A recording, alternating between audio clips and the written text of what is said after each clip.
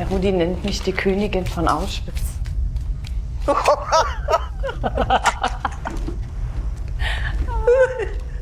Do you sometimes find yourself just reading or watching something for funsies, minding your own business, when suddenly this epiphany slaps you in the face? Wait, is this fucking play about us? Hi. Hello. How are you?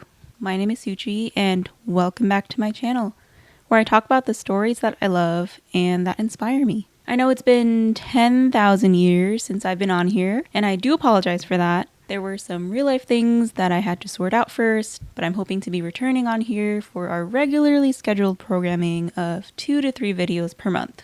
Hopefully.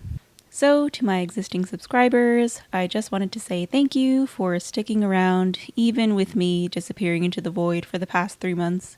You guys are the realest. Today's video is about a movie that doesn't feel like a movie. Watching it feels like you've barged in on something calm and quiet and intimate, but ominously so. Like you're a fly on the wall that's about to get smacked and killed with a newspaper. And if you're going into this film without any context, not knowing a single thing on what it's actually about, your moment of epiphany is going to be wild. And then you're never going to see yourself or the world the same way ever again. The Zone of Interest was directed by Jonathan Glazer and was released near the end of 2023/the beginning of 2024.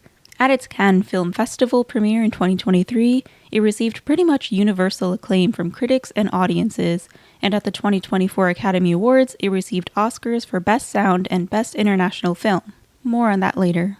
The Zone of Interest is easily one of the most insanely unforgettable films I have ever seen. It's also a movie in which nothing really happens, but that's the entire point. It's reflecting a business as usual, status quo, everyday life in the most horrific way possible.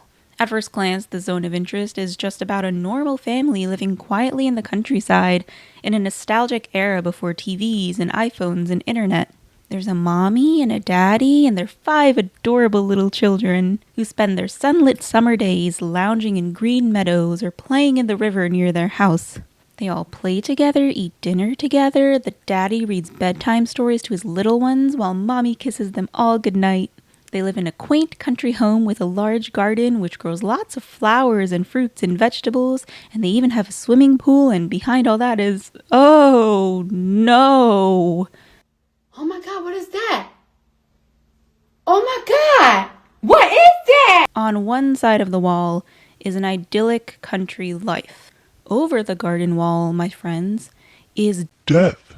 The Zone of Interest is a masterpiece because it's a film about genocidal maniacs masquerading as a live-action Ghibli film. There is no plot. It's all just vibes, much like a Studio Ghibli movie. But the more you watch this film, the more you realize just how off the vibes really are. Because, kids, Daddy has to go to work and make money.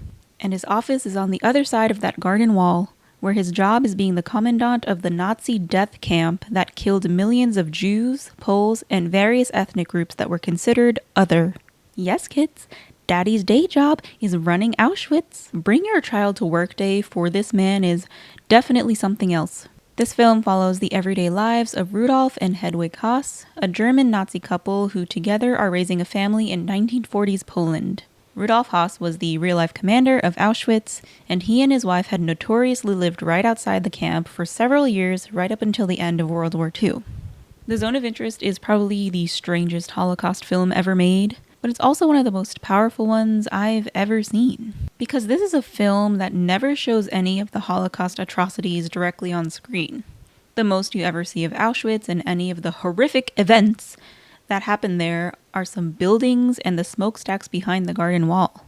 And other than a brief few shots of Jewish prisoners tending to the gardens or delivering items of a questionable nature to the house, more on that later, you never really see any of the millions of victims who died behind that wall, but you hear everything. I first watched this film in the theater, but I really think the best way to watch is with headphones, because what makes this film isn't so much what you see on screen, but rather what you hear. There are so many shots in this film in which literally nothing of note happens. There's kids playing in a swimming pool, or Hedwig strolling in the garden while looking at flowers. But the background score isn't necessarily all music. It's the sound of Auschwitz victims being gassed and shot and tortured on the other side of that wall. There's also this constant mechanical hum in the background, kind of like the sound of your furnace in the winter, or the whirring noise of your oven when you've put something yummy in there to bake, like a cake or chocolate chip cookies or... Oh. Like everything else in this movie, it's all a horrible facade. Layered beneath the sounds of people being brutally murdered is the ever-present churning noise of the incinerators burning dozens of bodies at a time. This is the sound that pervades the entire film from start to finish. And eventually you start seeing the chimneys come alive, throwing smoke and ash into the skies behind the garden wall. But like, nobody's reacting to any of it. These people have the fires of Mount Doom in their backyard, but it may as well be part of the furniture for all they care. The zone of interest is about the act of looking away, and the Haas family does that to almost a comical degree. Hedwig keeps getting deliveries of various things that should not have been easily available during that time period because there's a war going on at all. Canned foods like flour and sugar that are far bigger than any normal rations would have been at the time, or silk clothes and fur coats. And none of these items were actually readily available. They've all just been stolen from Jewish households that were raided by Nazis. There's a scene where Hedwig is trying on a fur coat that clearly belonged to one of the Auschwitz victims, like there's literally a used lipstick in one of the pockets, which she then tries on. But there's no remorse on her face whatsoever. She's just really feeling herself here. She may as well have gotten this coat from Costco. One night we see the eldest kid staying up past his bedtime. He's looking at something with his flashlight, and when his little brother asks what he's doing, this is what he says. Gucke. Was denn? Zähne.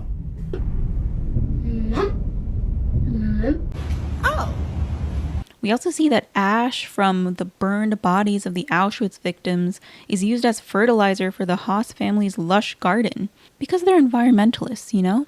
They really care about the planet. There are tons of scenes like this, where casual cruelty is everywhere, but it isn't acknowledged at all. When it comes to the reality of what they're actually doing, they can't see suddenly.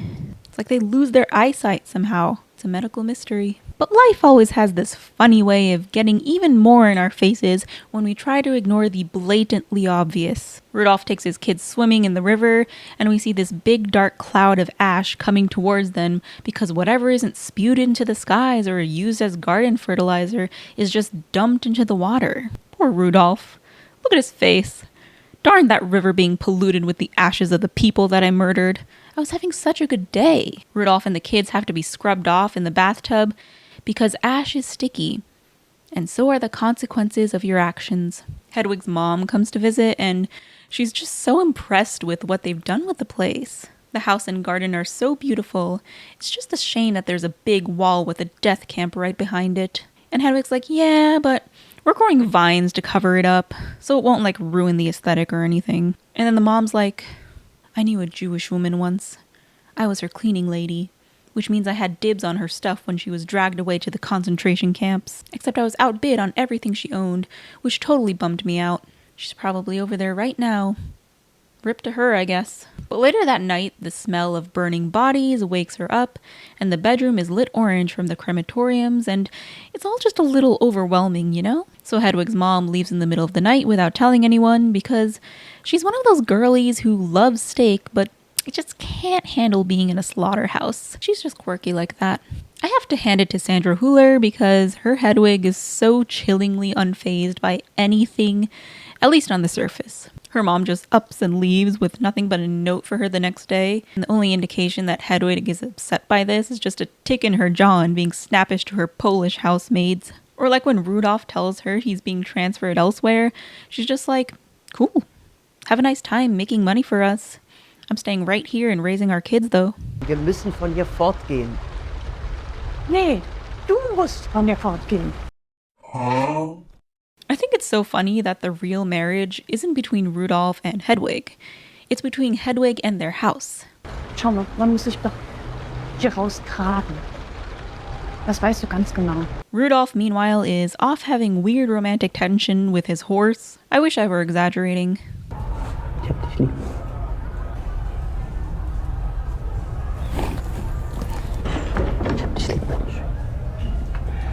Sir, shouldn't you be saying this to your wife? Because you're going away? On the other hand, I think it's pretty ironic that he would display more kindness to a horse than to the victims of his death camp, even though he viewed both as animals. There's another scene where Rudolph has an affair with, i.e. assaults, presumably with a Jewish slave from the death camps, and afterwards he has to find an abandoned sink where he can quite literally scrub her off of him in secrecy, because he can't be seen having weird liaisons with animals. It's just unprofessional. Hedwig, though, is equally twisted because she's fooling around with this guy while her man's away. Just your typical normal nuclear family stuff right there. But no matter how much Hedwig tries to build her dream life, the more things seem to crumble around her. But nothing's wrong. She just can never sleep at night because of the raging fires of the crematoriums and the screams of people being brutally murdered right outside her house. This is fine. Hedwig might be able to gaslight herself into thinking everything's fine and dandy, but the same, unfortunately, cannot be said of her children. Her eldest child is cruel and indifferent, and hasn't yet learned to discriminate who he should be giving that treatment to. He locks his own brother in the greenhouse in the middle of winter like he's one of the prisoners. And the other kids hear everything going on in Auschwitz next door, causing one of the girls to sleepwalk at night. The youngest child is a baby and is screaming and crying in every scene that she's in. And it doesn't get any better at night because she's screaming and crying then too. Probably because babies need a quiet and peaceful environment to feel calm and develop properly. I imagine that's hard to come by when you're hearing people screaming in pain and anguish at all hours of the day, though. But there's one person in this film who isn't lying awake tossing and turning at night. Instead, she sneaks out of her house with sacks of fruit and spends hours hiding the food in the dirt so that the Auschwitz prisoners may find it when they work the next day. According to director Jonathan Glazer, this girl was a real member of the Polish resistance who would sneak out and leave food so that the prisoners wouldn't completely starve. All of the props they used in her scenes had belonged to her, including her bike. Her scenes are the only ones in the film shot through a night vision lens, where she shows up as a bright flare of light amidst all the darkness of the world that she lives in. It's this small act of kindness that helps turn the tide and gives the prisoners a shred of hope that somebody out there is seeing their suffering and is trying to do something about it. I mentioned earlier that this film doesn't feel like a film at all, and that's because of the way it's shot. The cameras are almost always stationary, and it's the characters that are moving around on screen. Jonathan Glazer set up around 10 throughout the house and directed the actors from another location entirely. The result is a movie that almost looks like a bunch of CCTV clips mashed together. This ends up making us, the audience, feel less like a disconnected viewer of a fictional tale and more like an FBI agent watching surveillance footage in real time. Because the major events of this film actually happened.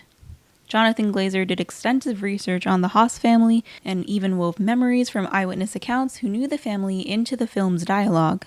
All of this was to drive home the point that this dystopia was our reality at one point, and more importantly, continues to be to this day. I need to take a moment here and discuss the Oscars. The Zone of Interest won Best Sound, which in my opinion was absolutely deserved. And it also won Best International Film. For context, the movie was produced in the UK, filmed in Poland, and the dialogue is entirely in German. And this was the moment that Jonathan Glazer and the entire cast and crew of this film revealed themselves as the baddest bitches in the game. Our film shows where dehumanization leads at its worst. It shaped all of our past and present. Right now, we stand here as men who refute their Jewishness and the Holocaust being hijacked by an occupation which has led to conflict for so many innocent people. Whether the victims of October the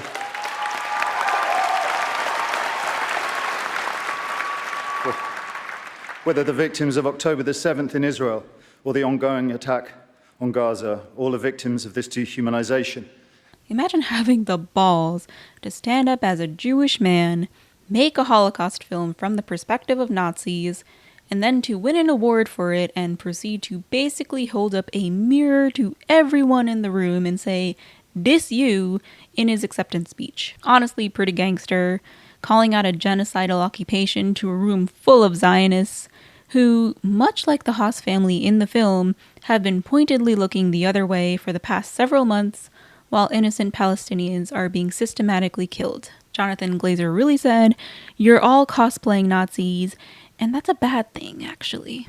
All of this goes to show that the machine of evil thrives on our ability to look the other way. We allow the unthinkable to happen because we've convinced ourselves we do not see it.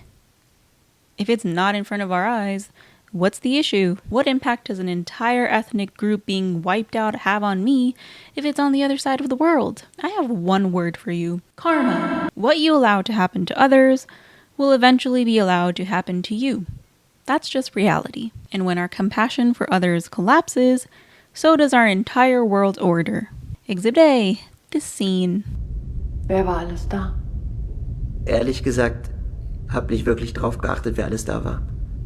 Ich war zu sehr damit beschäftigt, mir zu überlegen, wie ich alle im Beiser vergasen würde. Es ist schwierig, logistisch gesehen, wegen der hohen Decken. Sir, this is a room full of your Nazi friends? I thought these were your people. Why are you thinking of gassing your own people to death, huh? The Haas family's lack of compassion for the Auschwitz victims on the other side of the wall slowly but surely altered how they saw everyone else. They lost the ability to really care or have any empathy at all because they spent so much mental energy blocking out the screams of torture or the smell of burning flesh right outside their home. Wenn ich wollte, würde mein Mann deine Asche sofort über den Feldern von Babice verstreuen. Totally gonna say that to the next person who even slightly inconveniences me, just to see what happens. In one of the last scenes, Rudolph calls his wife to tell her that he's being transferred back to Auschwitz, and she just flatly goes, "It's the middle of the night, bro. I'm tired." Ist mitten in der Nacht und ich bin wach und ich sollte aber eigentlich schlafen. Ich hätte nicht so spät anrufen sollen. Not even a yay! You're coming home! Du hast ihnen gesagt, dass Papa nach Hause kommt. Ja. Gute Nacht. These people are so dead inside. After Hedwig hangs up, Rudolph is left all alone. He walks through a bunch of shadowy hallways as he's leaving the building for the night, all while stopping to dry heave every few minutes. Because there's one last shred of compassion within him, one last tiny part of him that knows at a cellular level that what he's doing is deeply wrong. His body is making him feel physically sick because his mind is refusing to see what's right in front of his eyes. There's this extreme dissonance between his mind and his humanity. And as he stares down the dark hallway, we, the viewers, are taken on a journey forward into time where his grand extermination project is a museum, his war is lost, and the voices of all the people he's murdered still echo on, never to be forgotten. Watching this movie is honestly a trip because it makes us look at how we live our own lives and try to act normal even though we know things are happening in our world that are very not normal. Like men and women and children being indiscriminately bombed or entire communities being forced into slavery to keep metal and diamond mines running. These things are happening because we're allowing it to happen. And if we simply close our eyes and look the other way, it's like it's not even there, right? It's all fun and games until it happens to us. And that's all, folks. Much to think about.